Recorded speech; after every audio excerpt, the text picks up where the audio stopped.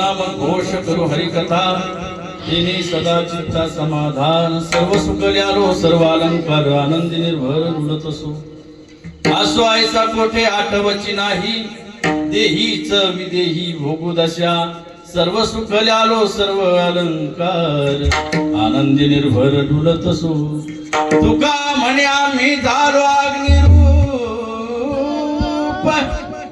लागुनी पाप पुण्यांगा सर्व सुखल्यालो सर्व अलंकार आनंदी निर्भर डुलत असो विठ्ठल विठ्ठल विठ्ठल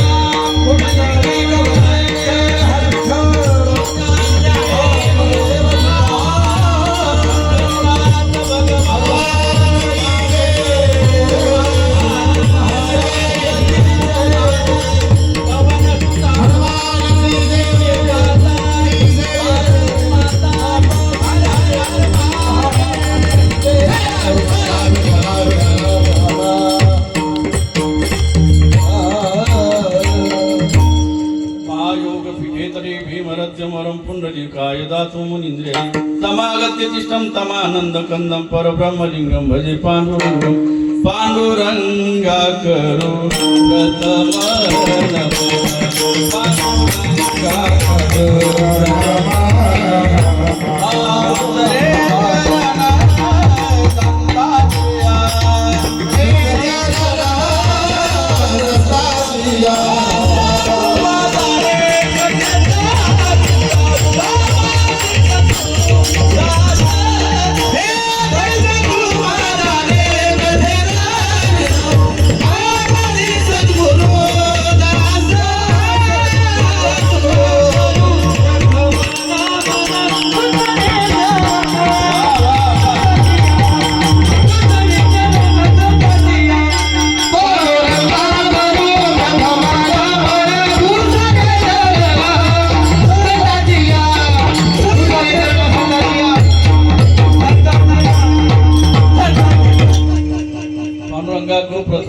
दुसरे चरण संतांच्या त्यांच्या कृपादाने कथेचा विस्तारू बाबाजी सद्गुरुदास तुकार मनोज मारुत तुल्य वेगम जितेंद्रियं बुद्धिमता वरिष्ठं माता आत्मजं ज्ञानरुद्ध मुख्यं श्रीरामदूतं शरणं प्रपद्ये गुरुर्ब्रह्मा गुरुर्विष्णु गुरुर्देव महेश्वरा गुरु साक्षात् परब्रह्म तस्मै श्री गुरुवे नमः जया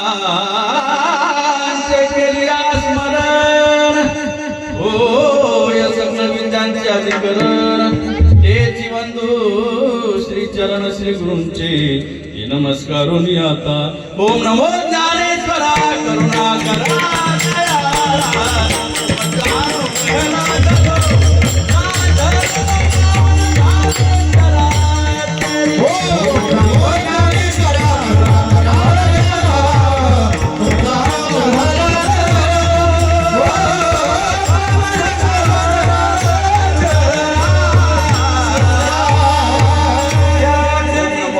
करा करुणा करा दयाळा तुमचा अनुग्रहला धुर पावन झालो चराचरी मस्तके हे पायावरी या वारकरी संतांच्या सेवेलागी सेवक झालो तुमच्या लागलो निज चरणा हो स्वामी तुकया देवा यावरी न करवा भेरू सदा नाम घोष करू हरिकथा तिने सदा चित्ता समाधान सर्व सुख ल्यालो सर्व अलंकार आनंदी निर्भर डुलत असो प्रस्तुत प्राप्त प्रसंगी कीर्तन रूपी सेवे करता निवलेला अभंग वैराग्याचे मूर्तिमंत पुतळे देव मान्य देव निवासी श्री संत जगद्गुरु तुकोबरा यांचा 4 चरणाचा आजच्या सेवेकरता निवडलेला अभंग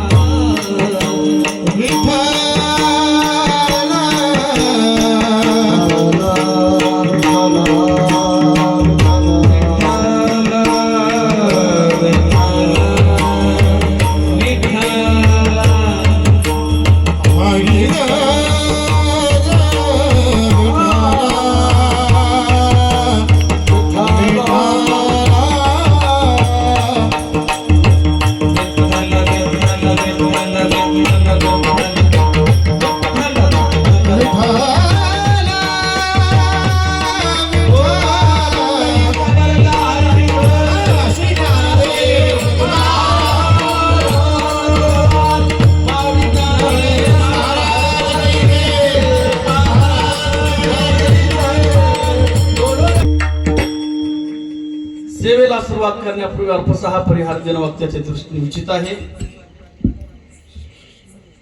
गेली मला वाटतं 16 वर्षापासून या ठिकाणी अखंड हरिनाम सप्ताह चालू आहे आणि 17व्या वर्षामध्ये 27 वर्ष बरोबर मला वाटतं 17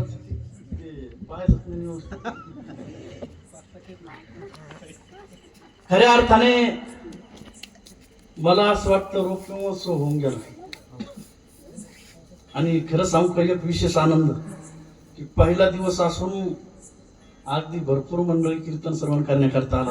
नाही तर खऱ्या अर्थाने बऱ्याचशा गावाला आम्ही जातो, खऱ्या अर्थाने पहिला दिवस म्हटल्याच्या नंतर लोकांची एक मानसिकता झालेली मनस्थिती की बाबा पहिल्या दिवशी काय असतं, महाराज सुद्धा साधे असतात, नियोजन व्यवस्थित नसतं, धावपळ असते, पहिल्या दिवशी लोक थोडेसे कमी येतात. मात्र आपल्या अंतर्वालामध्ये खऱ्या अर्थाने भरभरून पहिल्याच दिवशी खऱ्या अर्थाने असं वाटतं 7वा दिवस.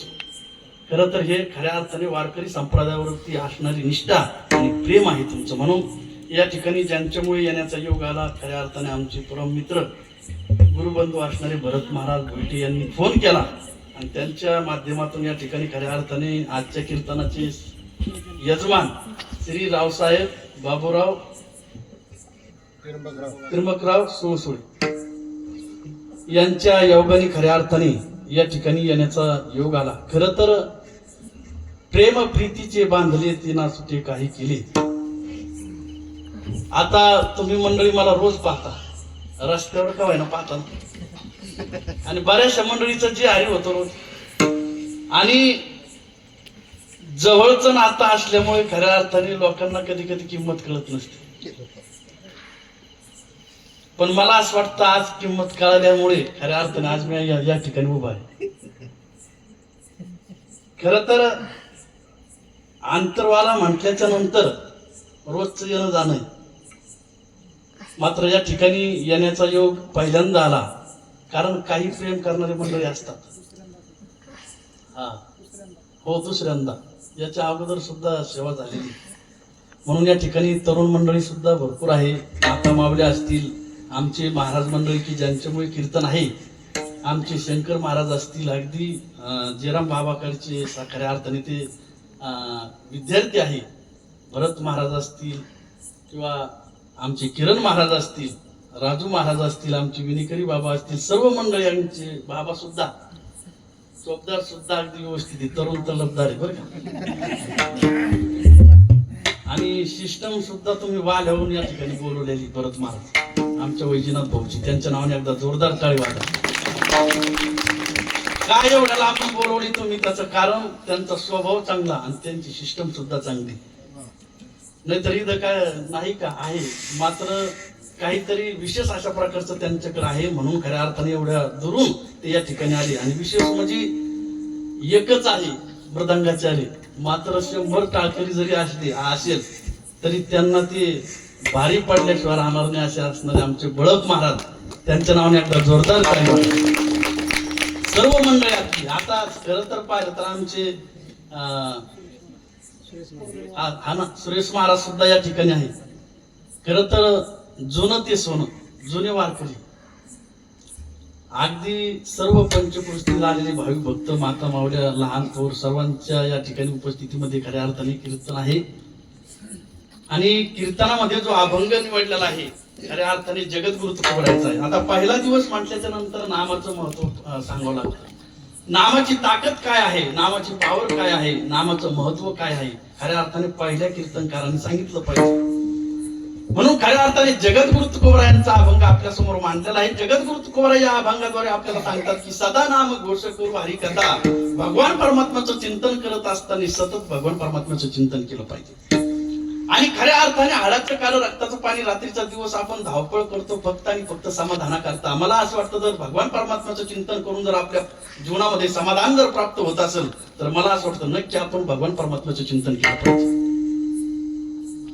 खरं तर या जगाच्या पाठीवर विशेष अशा प्रकारचं जर काय असेल सुख आणि समाधान आनंद देण्याचं तर मला असं वाटतं फक्त नामचिंतन.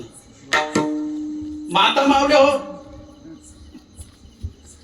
नक्की सांगून जाईल तुम्हाला. तुमच्या जीवनामध्ये कसल्याही प्रकारची अडचण येऊ द्या, संकट येऊ द्या, दुःख येऊ द्या, तुम्ही फक्त नाम चिंतन करत राहा. कारण नामाच्या चिंतने 12 वाटा पळतील. या जगाच्या पाठीवर नामा एवढं श्रेष्ठ साधन या जगाच्या पाठीवर दुसरं कोणतंच नाही. खरं तर जगद्गुरु तुकोबरायांनी सुद्धा नामाचं चिंतन केलं. ज्ञानोबराय पासून तर निळोबराय पर्यंत जेवढे काही साधू संत झाले त्यांनी प्रत्येकाने फक्त आणि फक्त नामचिंतन केलं. मला असं वाटतं इतर मार्ग जे आहे या कलियुगामध्ये त्या मार्गाला काही विशेष अशा प्रकारचं महत्व नाही. मात्र या ठिकाणी जगद्गुरु तुकोबराय आपल्याला सांगतात की तुमच्या अंतःकरणामध्ये जर समाधान प्राप्त व्हावं असं जर वाटत असेल, तुमच्या जीवनामध्ये सुख प्राप्त व्हावा असं जर वाटत असेल, तुमच्या जीवनामध्ये आनंद तुम्हाला व्हावा असं जर वाटत असेल तर तुम्ही फक्त नामचिंतन केलं.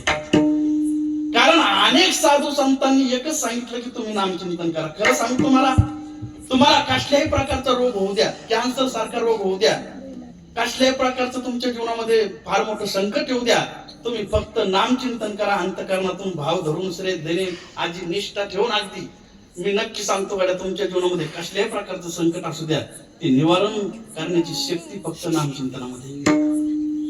सांग कर जीवन जगत असताना स्वतःसाठी जगणारे अनेक आपल्याला पाहायला भेटतात. जीवन जगत असताना स्वतःचा विचार करून जगणारे फार लोक तुम्हाला भेटतील. मी तर म्हणतो सर्व अगदी फक्त थोडेफार असे आहे की ते धर्मासाठी, देशासाठी, गोमातेसाठी, समाजासाठी, अनाथासाठी जगतात. नाहीतर पहा तुम्ही या जगाच्या पाठीवर जर आपण विचार केला भरत महाराज तर नक्की सांगतो मी फक्त स्वतःच्या स्वार्थापोटी जगणारी माणसं भरपूर झाली. ते कधी सख्या भावाचा विचार करू शकत नाही. ते काय धर्माचा विचार करणारे, काय देशाचा विचार करणारे, काय गोमातेचा विचार करणारे, काय गरीबाचा विचार करणारे. अरे मी नक्की सांगतो तुम्हाला जाता जाता कधीतरी गरीबाचा सुद्धा विचार केला पाहिजे, धर्माचा सुद्धा विचार केला पाहिजे, देशाचा सुद्धा विचार केला पाहिजे. मला असं वाटतं त्याला माणूस म्हणतात. अरे माणसासारखं दिसून करता काय? अरे नुसतं माणसासारखं आपण जर दिसत असेल आणि माणसासारखं जर वागत नसेल तर काय करता माणसं म्हणून जगण्याला काय किंमत आहे? अरे त्याच्यापेक्षा हे गाढव, कुत्रे, मांजर, ढोर हे बरे. जर माणसाचा जन्म जर अरे भगवान परमात्म्याने सुंदर अशा प्रकारचा 3.5 हाताचा नर आपल्याला दिला, तो काय नुसतं स्वतःसाठी जगण्याकरता दिला का? नाही दिला स्वतःसाठी जगण्याकरता. अरे प्रत्येक साधू संत मृत्यू लोकांमध्ये अवतीर्ण झाले त्याचं एकमेव कारण फक्त आणि फक्त उपकार करण्याकरता. तुम्हाला जर एखाद्याने विचारलं की महाराज तुकोबराय कशाला आले तर फक्त याचं उत्तर उपकार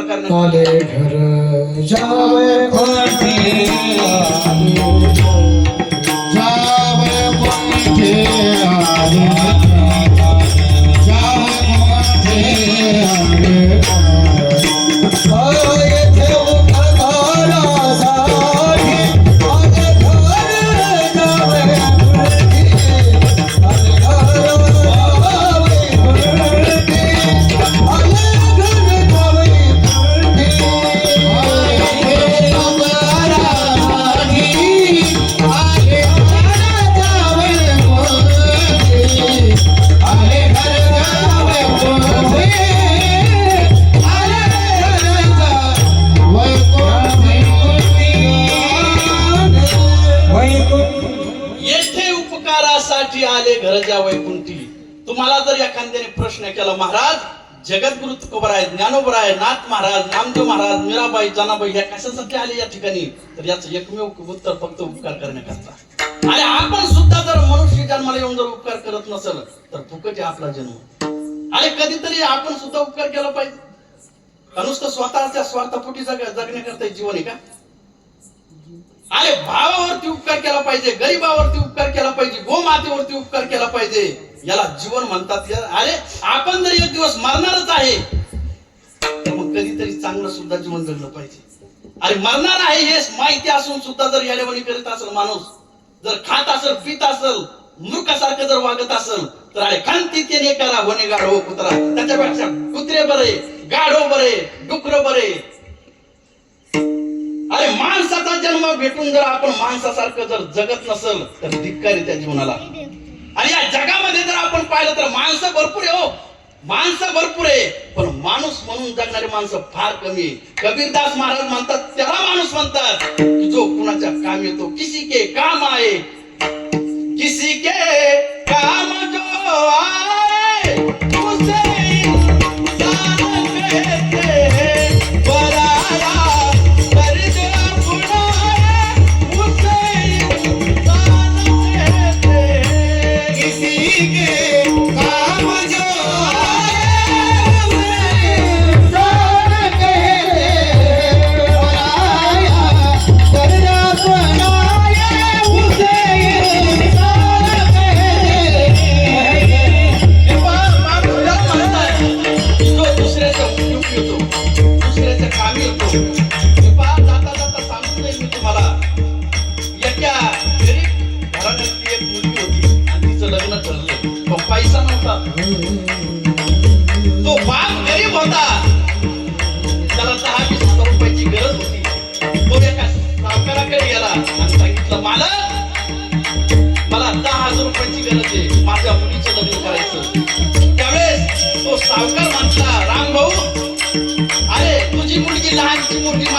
झाली, अरे तुझी मुलगी काय माझी मुलगी काय, 10,000 रुपये काय मागतो, 20,000 रुपये घे आणि तुझ्या मुलीचं लग्न चांगल्या प्रकारचं कर, त्याला माणूस म्हणतात. किसी के काम द्वारे मुझे इंसान कहते, पराया दर्द अपनाए मुझे इंसान.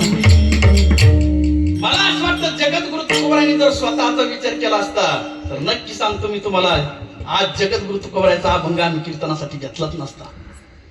ज्ञानोबरायांनी जर स्वतःचा विचार केला असता तर ज्ञानोबरायांच्या वारीला, कार्तिकी वारीला आपण गेलोच नसतो. ज्ञानोबरायांचे फोटो सुद्धा घरामध्ये लागले नसते आणि ज्ञानोबरायांचं नाव सुद्धा आपण घेतलं नसतं. छत्रपती शिवाजी महाराजांनी जर स्वतःचा विचार केला असता तर गावोगावी जयंती साजरी केली नसती, पुतळे बांधले नसते, मला असं वाटतं पुण्यतिथी साजरी झाली नसती.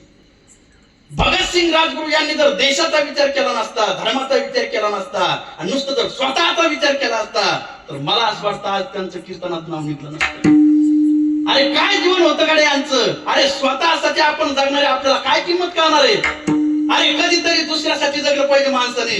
अरे आजचा युग जर आपण पाहिलं या कलियुगामध्ये तर सख्या भावाचा आपण विचार करू शकत नाही. तो काय धर्माचा विचार करणार आहे, काय गोमातेचा विचार करणार आहे, काय दुसऱ्याचा विचार करणार आहे, काय गावाचा विचार करणार आहे. अरे सख्या भावाचा विचार करू शकत नाही. अरे ईद बांधासाठी 10-20 गुंठ्यासाठी 5-10 हजारासाठी आपण कोर्टामध्ये जातो. आणि एकाच आईच्या उदरातून 2 मुलं जन्माला येतात आणि ती भांडण करतात. काय कळलं नेमकं आपल्याला.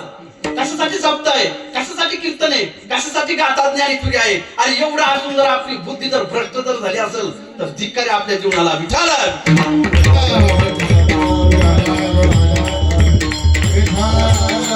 अरे खरं सांगतो मी तुम्हाला, भगवान परमात्म्याने चांगल्या प्रकारची बुद्धी फक्त आपल्याला दिलेली आहे. आणि हे ज्ञान नाही कोठे. नाहीतर जर त्यांना जर एक बुद्धी असती म्हशीला तर मला असं वाटतं 10-20 म्हशी इथं सुद्धा आल्या असत्या. डुकराला जर आपल्यासारखी बुद्धी असती तर 10-20 डुकर गटारामध्ये पडण्यापेक्षा इथं कीर्तनात आले असते. गाढवाला जर बुद्धी असते आपल्यासारखी तर गाढव सुद्धा इथं आले असते. पण मी नक्की सांगतो, माणसाला बुद्धी असून सुद्धा माणूस गाढवासारखं वागतो. म्हणून तर माणसं म्हणतात त्याचं काय खरं ते गाढवासारखं, त्याचं काय खरं ते असं सारखं आहे का, तर ते तसे वागतात म्हणून ती उपमा देण्यात येते. अरे आपल्याला जर माणूस म्हणून जगायचं असेल तर नक्की सांगतो आपण धर्माचा विचार केला पाहिजे. त्याच अरे आपण जेवढा संसार आपलं हाडाचे काळ रक्ताचं पाणी रात्रीचा दिवस करून सकाळी उठल्यापासून तर झोपेपर्यंत किती अट्टहासाने संसार करतो. मला असं वाटतं तेवढा अरे नका जास्त वेळ देऊ धर्मासाठी, देशासाठी. पण मला असं वाटतं गाड्या थोडा तरी वेळ आपल्या धर्मासाठी दिला पाहिजे. अरे काय करता स्वतः जगून. अरे एक दिवस तर मरायचं. बरं सोबत काही नेणार नाही. अरे राजा रावणाची एवढी लंका त्याने काही नेलं नाही तर आपल्याकडे आहे काय. कोणत्या भ्रमात जगतो आपण. अरे कोरोनाच्या काळामध्ये पैशावर झोपणारे गेले. जे भ्रम होता ना की मला काय कमी आहे, काय गरज आहे मला कीर्तनाला जायची, काय गरज आहे वर्गणी द्यायची, काय गरज आहे वारीला जायची, काय गरज आहे मंदिराला वर्गणी द्यायची, माझ्याकडे सगळं त्यांचा भ्रम निघून गेला. त्यांना कळली त्यांची लायकी काय तर.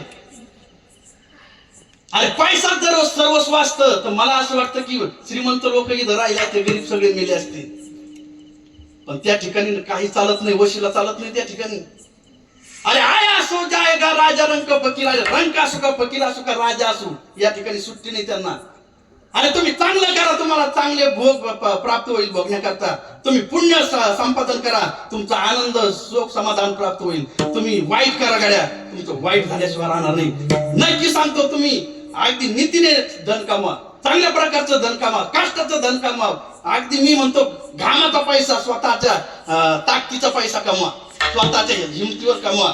अरे दुसऱ्याची मुंडकी मोडून का कमवतात, दुसऱ्याचा अंतकरण दुखून काय पैसा कमवतात, दुसऱ्याला त्रास देऊन काय. नक्की सांगतो गाड्या तुम्ही टेबला खालून घ्या, अंधारातून घ्या, किती भ्रष्टाचार करा गाड्या, नक्की सांगतो तो पैसा कधीच तुम्हाला समाधान करू शकत नाही.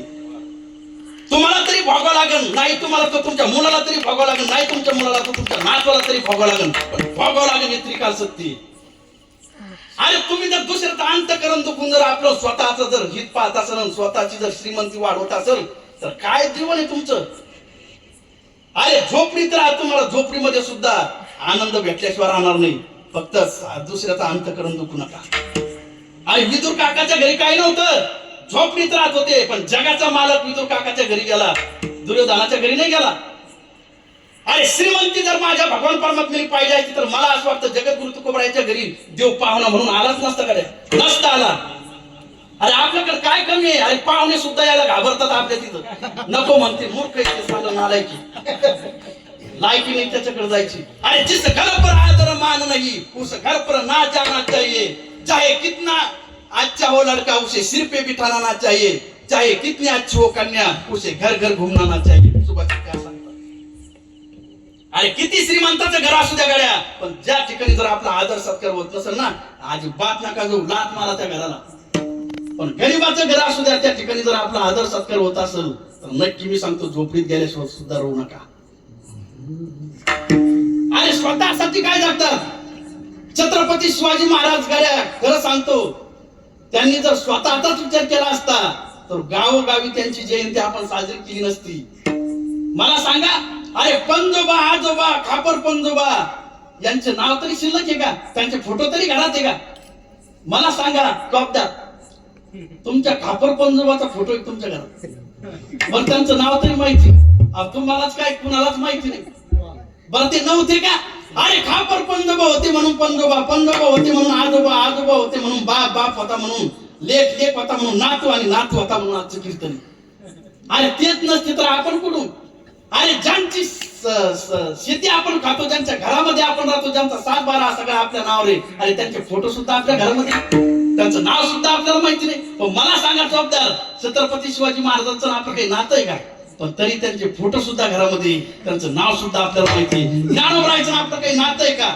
रक्ताचं नाहीये, पण आज मी त्यांचं नाव घेतो, त्यांची पुण्यतिथी सोहळे साजरे करतो, त्यांचे फोटो सुद्धा घरामध्ये. त्याचं काय कारण असेल बरं? याचा कधी विचार केला?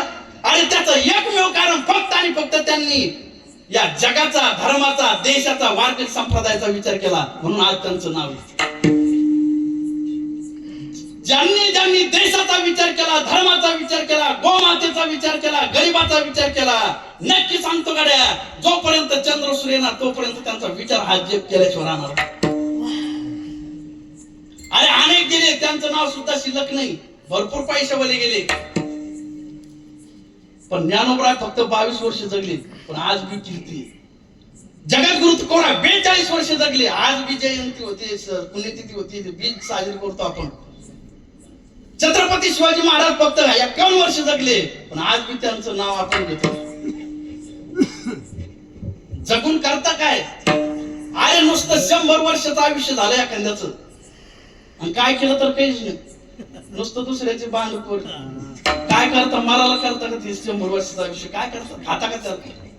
अरे थोडे परिणाम माणसाने थोडं जगावं गड्या, पण असं जगावं, अशी क्रांती करावी, असा संघर्ष करावा की ज्या दिवशी तुम्ही जासाल ना, त्या दिवशी अख्खं जग तुमच्या करता रडलं पाहिजे. राहिला त्या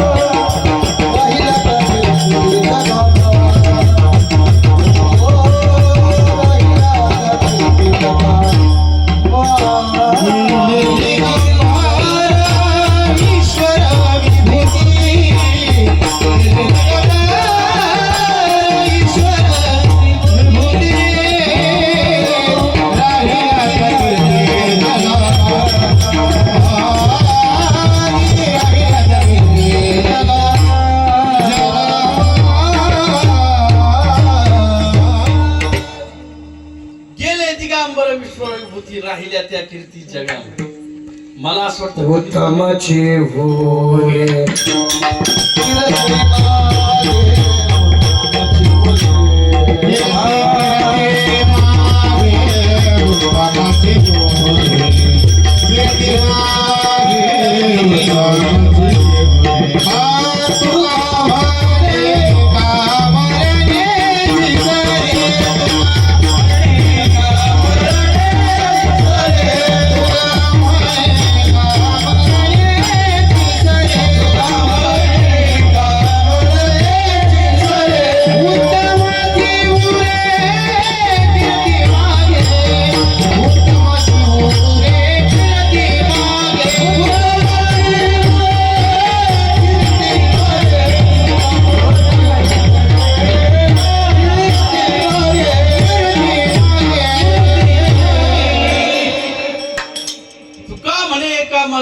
उत्सरे उत्तम चिवरे कीर्ती मागे उत्तम अशा प्रकारची कीर्ती शिल्लक राहील पाहिजे.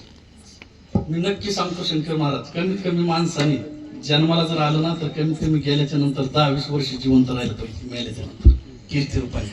का मेले का गेले मग जन्मालाच कशाला. नाही खरं सांगतो मी, काहीतरी ध्येय कळलं पाहिजे हो जन्माला येण्याचं सार्थक. अरे संसार तर त्यांना पण आहे ना. अरे आपल्याला काय फक्त आणतो आम्हाला दोन डोकराला किती कुत्र्याला किती आपल्यापेक्षा डबल टिबल चौबोली. आपलं काय आपण भरमात जगतो की मी म्हणून चाललं माझं म्हणून चाललं. आम्ही जर एखाद्याच्या घरी गेलो ना तर काही लोक म्हातारी माणसं म्हणतात, महाराज काय सांगा तुम्हाला, आमच्या घरामध्ये ना मी म्हणून हे तुकडे खातात.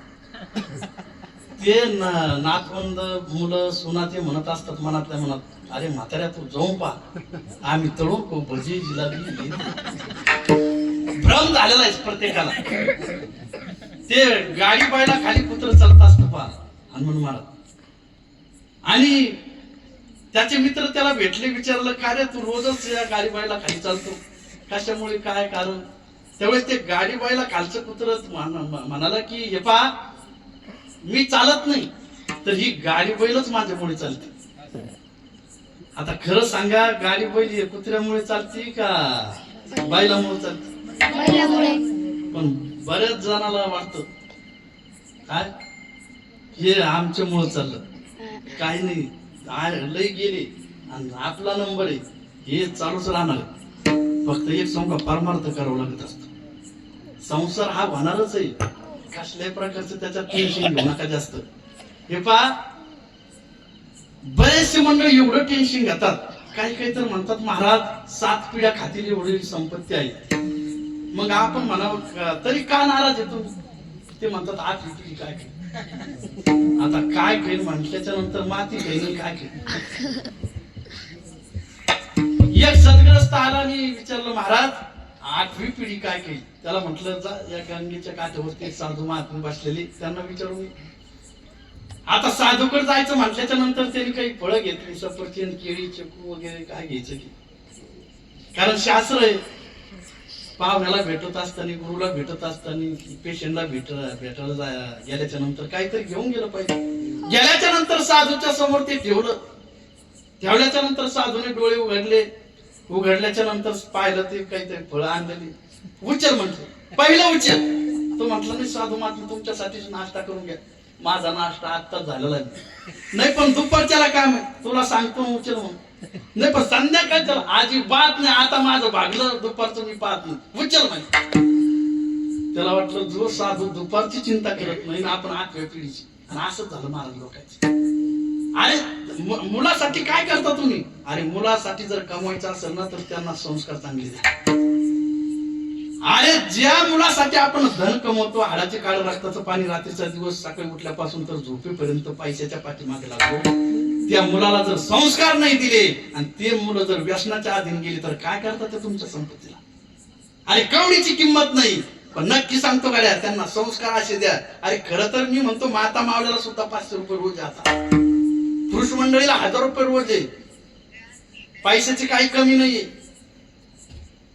तरी सुद्धा स्वतःच्या स्वार्थापोटी जगणारी माणसं झाली. पहा तुम्ही एखाद्या वेळेस आपण जालन्याला जर गेलो, एखाद्या हॉटेलवर जर काही भिकारी जर भीक मागत असेल आणि काही श्रीमंत लोक असतात महाराज कुशल त्यांच्या देखत हॉटेलमध्ये खात असतात, पण त्यांची भावना होत नाही हो की एखाद्या भिकाऱ्याला सुद्धा जेवण काहीतरी खाऊ घालावं.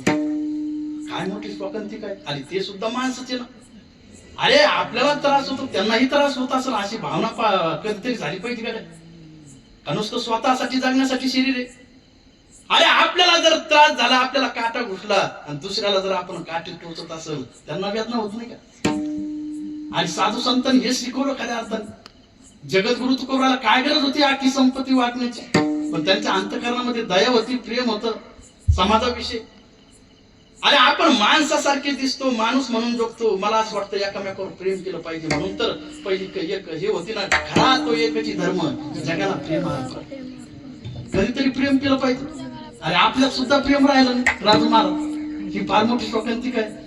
अरे आम्ही आता एवढं धर्माचं काम करतो, पोषण करतो, अगदी तुळशीपत्र संसारावर ठेवून तरी आम्हाला सुद्धा लोक नाव ठेवतात. आपलेच लोक नाव ठेवतात. अरे जर बोलणारे नाव ठेवत असेल तर ऐकणाऱ्याचं काय? अरे बोलणारे जर करत नसेल, नुसतं बोलत असेल तरी ऐकणारे कधी करायचे? अरे नुसतं आम्ही जर गप्पा आणत असेल कीर्तनातून की धर्म जगला पाहिजे, मंदिराचा जीर्णोद्धार केला पाहिजे, गरीबाला साथ दिली पाहिजे, गोमाता वाचली पाहिजे, असं झालं पाहिजे, नुसतं बोलायचा विषय का? अरे केलं पाहिजे ना. जर आम्ही जर 10-20 हजार रुपये जर पाकिट घेत असेल तर आम्ही सुद्धा त्याच्यातला कमीत कमी 4 हिस्सा दिला पाहिजे धर्मासाठी. अरे आळंदीमध्ये असे काही विद्यार्थी आहे की त्यांना आज आई नाही, वडील नाही, काही फार गरीब परिस्थितीतले आहे, त्यांना कपडे घेऊन द्या, त्यांना ग्रंथ घेऊन द्या, त्यांनी त्या पाठीमागे उभे राहा की बाळाव तुम्ही शिका, तुम्हाला काही लागेल तर माझ्याकडून घ्या. अशी भावना का होत नसेल आपल्या कीर्तनकाराची सुद्धा? ही फार मोठी शोकांतिका आहे. अरे नुसतं स्वतःसाठी काय गाड्या घेतल्या म्हणजे फार मोठा परमार्थ झाला असा विषय का? कपडे चांगले घातले म्हणजे फार मोठा परमार्थ झाला असा विषय का? अरे जगद्गुरु तुकोबरायची काय शिकवणे, ज्ञानोबरायची काय शिकवणे? अरे कधीतरी आता त्या कीर्तनकाराने पाचपूर बाबाकडे पाहिलं पाहिजे. अरे इथलं पाकीट बाहेर दुसऱ्या गावापर्यंत जात नाही का त्या माणसाचं? अरे मी स्वतः नारदाच्या गादीवरून सांगतो, एवढं बोलतो म्हणजे ओरिजिनल महाराज आपलं. तुळशीपत्र ठेवून अगदी 15 वर्ष झाले गोशाळा चालू आहे. सध्या पत्राच्या शेड मध्ये राहतो. 2 एकर जमीन विकली. या युगामध्ये विकून का कोणी गोमातेसाठी, धर्मासाठी? आहे का कोणी मायकाला साल्यावर? नाहीये. साले नुसतं स्वतःच्या घरदार भरून राहिले बरेचसे मंडळी. अरे त्यांना धर्म दिसत नाही, देश दिसत नाही, गरीब दिसत नाही, मंदिरात. अरे आपल्या हिंदू धर्मावर तरी प्रेम करा ना. अरे बांगलादेश मध्ये काय झालं? अरे 9 राज्यामध्ये असं झालं की हिंदूवर प्रेम केलं नाही तर घटत गेले हिंदू. आणि आता त्या 9 राज्यामध्ये सगळं त्यांचा भरणा झाला, आपले फक्त 25% राहिले. अरे नुसतं स्वतःच घर पाहायचं, स्वतःच रक्ताचा विचार करायचा, स्वतःच्या मुलाचा विचार करायचा, स्वतःच्या कुटुंबापुरता विचार करायचा, याच्यासाठी काय जीवन? अरे मरणार तर आहेच ना. काही कोणी जगणारे हातवर तरी करा. अरे जर मरणार असेल तर मग काय नुसतं स्वतःसाठी जगता? अरे गावाचा सुद्धा विचार केला पाहिजे. अरे मी म्हणतो तुम्हाला जर जयंती साजरी करायची असेल तर तुमच्या गावामध्ये जर एखादं गरीब कुटुंब असेल, त्यांची परिस्थिती जर फार बिकट असेल तर मी नक्की सांगतो गड्या, त्यांना 1-2 महिन्याचा किराणा घेऊन द्या. एखादी गरीब मुलगी असेल, मुलगा असेल, त्यांच्या शिक्षणाला पैसा द्या. काहीतरी मदत केली पाहिजे गड्या. अरे त्या शिर्डी साई बाबाला एवढा पैसा झाला तरी तिथंच मरत आले लोक. अरे ज्याला गरज आहे त्याला द्या ना. अरे तुम्हाला वाढदिवस जर साजरा करायचा असेल तर एखाद्या वेळेस बस स्टँडला जा, रेल्वे स्टेशनवर जा, की ज्या ठिकाणी गरीब, अगदी ज्या काही हात नाही, पाय नाही, गरीब आहे, ते तसेच झोपलेले, त्यांच्या अंगावर 4-5 चादरी घ्या, त्यांच्या अंगावर टाका. त्यांना गरमी झाल्याच्या नंतर तेच पुण्य तुम्हाला काम आहे. असं काहीतरी केलं पाहिजे. अरे इकडं स्वतःचा सक्का भाऊ त्याच्यावर व्याज झालं, इकडं तू पंढरपूरला, इकडं बालाजीचं तिकीट काढतो, 10-20 हजार 20 हजार रुपये खर्च करतो. अरे आईला तरी बरं वाटतं का? ते बापाला तरी बरं वाटतं का? अरे जर मी तर नक्की सांगतो नाराजाच्या गादीवरून, भरत महाराज, एखादा भाऊ जर श्रीमंत असेल, 10-20 लाख रुपये पडेल असेल, आणि एखाद्या भावाकडे जर 2-3 लाख रुपये कर्ज असेल, तर नको त्याला म्हणा पुढे जाऊ नको. तुझ्या आईचा ना वडिलाचा जर आशीर्वाद घ्यायचा असेल ना तर ते 10-20 लाखातले 2-3 लाख काढून त्या तुझ्या लहान भावाचं कर्ज मिटव. हेच झाला परमार्थ तुमचा. आई वडील आशीर्वाद देतील ना की नाही बाबा चांगली मुलं जन्माला आली म्हणून.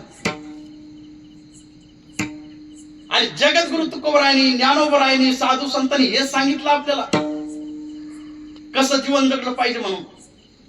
नाहीतर ज्ञानेश्वरीचे पारायण करायचे, गाथा वाचायचं आणि इकडं बोलायचं नाही, मुंडके मोडायचे, चोऱ्या करायच्या, काही करायचं, भ्रष्टाचार करायचा, आणि काही बोलून पैसा कमवायचा. हे भगवंताला तरी पटल काही? एक दिवस भोगा लागणार आहे पाहतो कोणी असू. आणि प्रामाणिकपणे ऐसे की देव ऐसे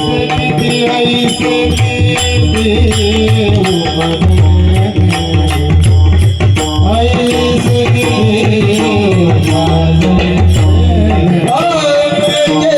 कर्मा झाले त्याची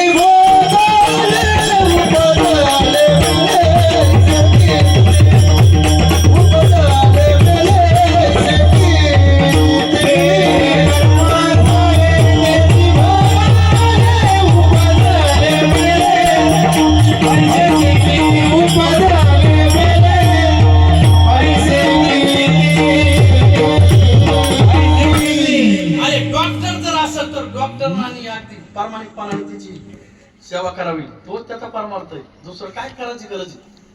वकील जर असेल तर वकिलाने फक्त न्याय देण्याचं काम करा, खरं काय खोटं काय, दुसरं काम करायची काय गरज? तोच परमार्थ. पोलीस जर असेल तर हप्ते खाण्यापेक्षा प्रामाणिकपणाने न्याय द्या गाड्या. चोर तर चोर, खरं ते खरं, खोटं ते खोरं, दुसरं काय करायची गरज आहे? प्रामाणिकपणाने केलं. भगवंताने ती कामं दिलेली.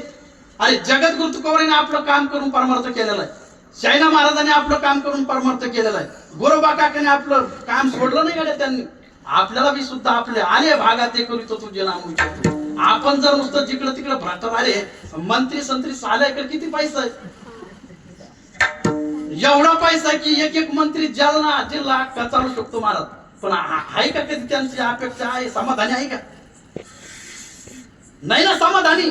अरे एवढा पैसा असून सुद्धा कधी शेतकरी जर मरू लागला, भाषा घेऊन राहिला, अगदी कधी कधी गारपीट होती, जास्त पाऊस पडतो, तरी त्यांची भावना होत नाही की यांना द्या काहीतरी. इतके कसे निर्दयी झालेले. अरे केलं पाहिजे समाजासाठी, आपण काहीतरी समाजाचं वाटतो म्हणून. जगद्गुरु तुकोबारायांनी 3 वर्ष सलग दुष्काळ पडला. दुष्काळी आटीला द्रव्य नेला, मानश्री एका अन्नानं फिरत मिली. जगद्गुरु तुकोबारायांनी दुष्काळ पडला, लोकांना खायला राहिलं नाही म्हणून स्वतःच जेवढी काही शेती धन धान्य होतं सगळं वाटून टाकलं महाराज. काही ठेवलं नाही, राहिलं फक्त चिपळे आणि विना. पण जगद्गुरु तुकोबाराय त्याच्यातच समाधानी होते महाराज. जगद्गुरु तुकोबारायांनी पाहिलं काही शिल्लक राहिलं नाही, पण जे पाहिजे ते राहिलं ना महाराज. विना चिपळ्या घेतल्या, काळी 2 मध्ये विना लावला महाराज. आणि भंडारा डोंगर, घोराड्या डोंगर, भामचंद्र डोंगर आणि भजन महाराज. कसं भजन होतं महाराज? श्रीराम जय जय राम, श्रीराम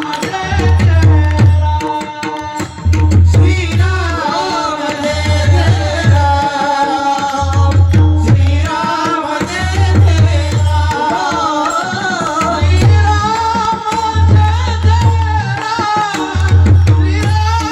जय जय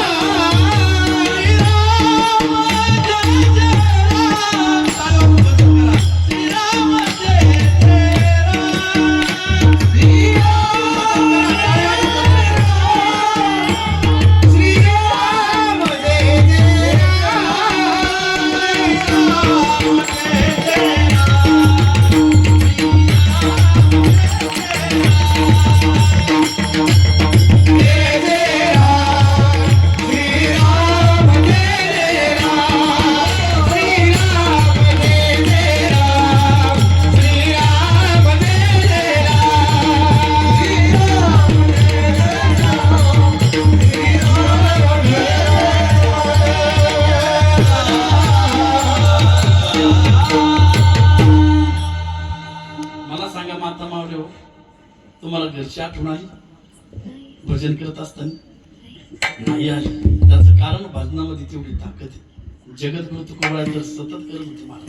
दीन राजानी हाती धरला, दीन राजानी हाती धरला, दीन राजानी हाती धरला, दीन राजानी हाती धरला, दीन राजानी हाती धरला, दीन राजानी हाती धरला, दीन राजानी हाती धरला. गोविंदाचे मोवाने, गोविंदाचे कुमारे, दीन राजानी हाती धरला, दीन राजानी हाती धरला. गोविंदाचे मोवाने, गोविंदाचे कुमारे, दीन राजानी हाती धरला, दीन राजानी हाती, दीन राजानी हाती, दीन राजानी हाती धरला. दीनराजांनी हाची धंदा. कोणता धंदा? कापसाचा धंदा का भाजीपाल्याचा धंदा का चोरी करायचा धंदा? कोणता धंदा? वा वा. गोविंदाचे पवाडे. धंद्याचे अनेक प्रकारे महाराज. आपले धंदे वेगळे. आपला सुद्धा हे धंदाच आहे ना. सुरेश महाराज म्हणतात धंदाच आहे आपला.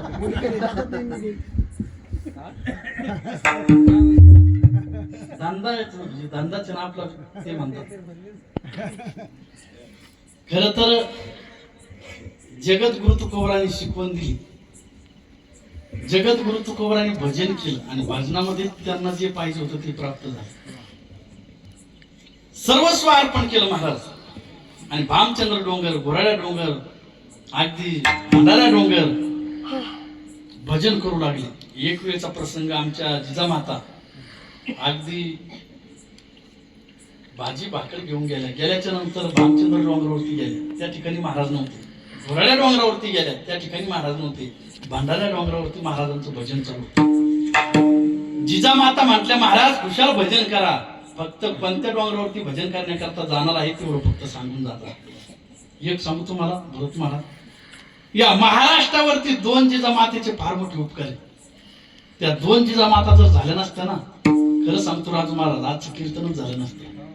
त्या कोणत्या जिजामाता? एक जगद्गुरु तुकोबरायांच्या धर्मपत्नी जिजामाता आणि छत्रपती शिवाजी महाराजांच्या मातोश्री जिजामाता. एकीने राजकीय स्वातंत्र्य दिलं आणि एकीने पारमार्थिक स्वातंत्र्य दिलं, म्हणून तर आजचं कीर्तन आहे. आणि या 2 जिजामाता ज्यांना माहिती नाही ना, ते इथले नाही महाराज, ते लांबचे तिकडचे पाकिस्तान मध्ये. अरे 2 जिजामाता जर माहिती नसेल तर ते इथले कसले असणार? नाही ते इथले, ते तिकडचे लांबचे. म्हणून खऱ्या अर्थाने त्यांचे फार मोठे उपकार आहे. खरं तर जगद्गुरु तुकोबरायकडे काही शिल्लक राहिलं नव्हतं. खरं तर जगद्गुरु तुकोबराय फार मोठी श्रीमंत होती, महाजनपती होती, सावकाराच्या वरची. आपल्याला फक्त सावकार माहिती, बरोबर? सावकाराला पैसे देणारे जगद्गुरु तुकोबराय होते, महाजनपती होते. आणि आप्पाजी गोळे पाटलाची एक मुलगी जगद्गुरु तुकोबरायला दिलेली होती. एवढी श्रीमंत पुण्यामधील आप्पाजी गोळे पाटील, त्यांची मुलगी जगद्गुरु तुकोबरायला होती. याचा अर्थ होतो की जगद्गुरु तुकोबराय काही सामान्य नव्हते, दुकानदार होते महाराज. फार मोठी इस्टेट होती, श्रीमंत होते, शेठ म्हणायचे. पण एक खरं सांगतो तुम्हाला बरं का, जाता जाता ज्यावेळेस माणसाची थोडीशी परिस्थिती थोडीशी खालवते ना, गरीब होते ना, तर नक्की सांगतो गड्या, जवळची सुद्धा लांब गेले. पहा तुम्ही, आपला लांबचा पाहुणा असू द्या पण त्याच्याकडे पैसा असू द्या, लोक सहज म्हणून जातात, ते का हे तर आमच्या फार जवळचे भाऊ, का भाऊ आमच्या जवळचे. आणि जवळचा नातलग असू द्या, गाड्या घरातला असू द्या, पण गरीब परिस्थिती असू द्या, लोक सहज मानतात त्यांचा ना आमचा काही नाही, लई लांबचे पाहुणे. पण कशाचा परिणाम? सब पैसे के भाई, सब पैसे के भाई, भाई रे, सब पैसे के भाई, भाई रे, सब पैसे के भाई, भाई रे,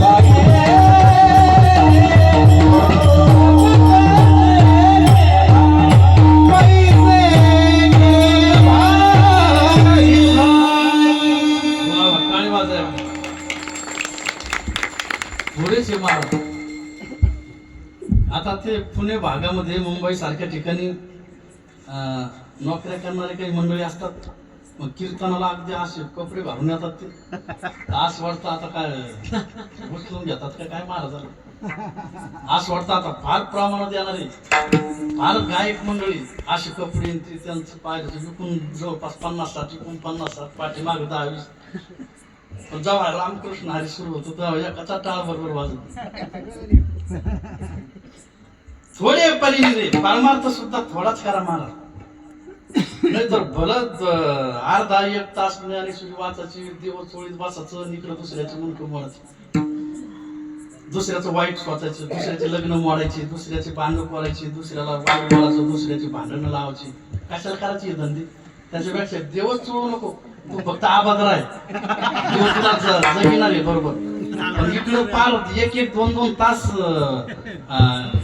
माळी जपाच्या इकडे हे असे धंदे करायचे कशाला करता देवाने सांगितलं का त्याच्यापेक्षा हे पहा एखादा जर पाण्यात बुडत असलो ना तुम्हाला वाचवता येत असलं तर वाचा उभा राहा पण त्याला त्याच्या पायावर मुंडकं देऊ नका आणखी जास्त बुडू नका एखाद्याची झोपडी जर जळत असेल तर विजू नका पण आणखीन रॉकेट टाकून पेटवू नका आणि सध्या महाराज हीच परिस्थिती लोकांची आज ना समाज स्वतःच्या दुःखाने दुःखीच नाहीये शेजारचा सुखी म्हणून दुःखी शेजारच्याला सुख झालं की हे दुःखले यांना दुःख झालं आणि त्यांना दुःख झालं यांना सुख होत ही परिस्थिती महाराज काय किती खालावला किती खालच्या दर्जाचा माणूस झाला खरं विचार जर केला बारकाईनं तर काय माणसाची मनस्थिती झाली अरे कधीतरी दुसऱ्याचं चांगलं सुचलं पाहिजे माणसाने मी तर नक्की सांगतो गड्या अरे अशी भावना ठेवा की वैऱ्याचं सुद्धा देवा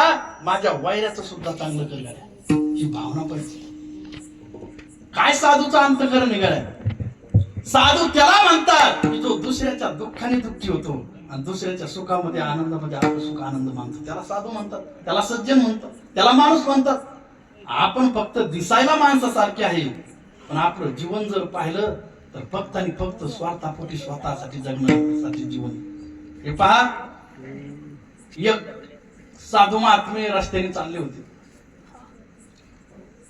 एका ठिकाणी 10-20 लोक दिसल्याच्या नंतर पाहिलं काय येतं तर एक डुक्कर एका गटारामध्ये बुडत होत